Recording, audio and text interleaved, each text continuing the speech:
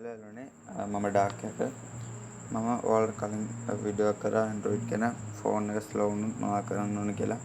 ඉතින් මම අද මේ වීඩියෝ එකේදී කියලා දෙන්න ඔයාලට ඔයාගේ ෆෝන් එක ගැන ඔයාගේ device එක ගැන දැනගන්නේ කොහොමද ඔයා දැන් දන්න දේට වඩා. ඒ කියන්නේ ඔයාගේ Android version එක මොකක්ද වගේ සාමාන්‍ය දේවල් ගැන.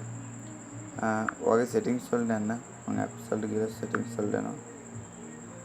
ඊට පස්සේ පල්ලෙහාටම යන්න. ඊට පස්සේ ඔයාලට පහතට ගියාම තියෙනවා about device කියලා. මේක ක්ලික් කරන්න. ඊට පස්සේ ඔයාලට පුළුවන් මෙතන legal information බලන්න පුළුවන්.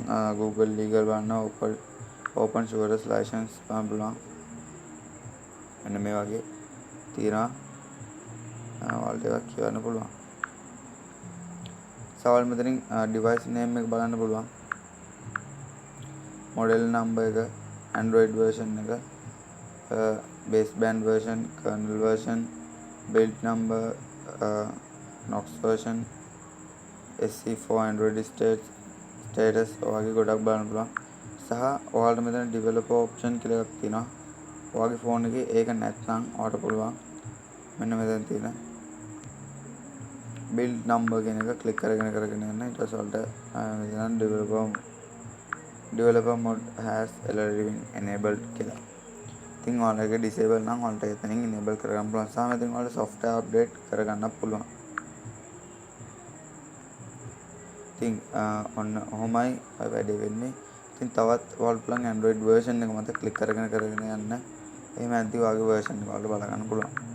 සහ දැන් මෙතන lollipop කියලා තියෙන්නේ මේක ඔබාගෙන ඉන්න. ඊට පස්සේ ඔයාලට මෙන්න මේ වගේ game එකක් play වෙනවා. ඉතින් මේ game එක ඔයාලට කම්මැලි කම යන්නත් එක play කර ඉන්නත් පුළුවන්. හොඳයි. එහෙනම් ඉතින් ගිහිල්ලා එන්න. ඔයාලට තවත් Android videos ගොඩක් ගේන්න තියෙනවා. දැන් Android users වැඩි කියලා මම නැවතත් මතක් කරනවා.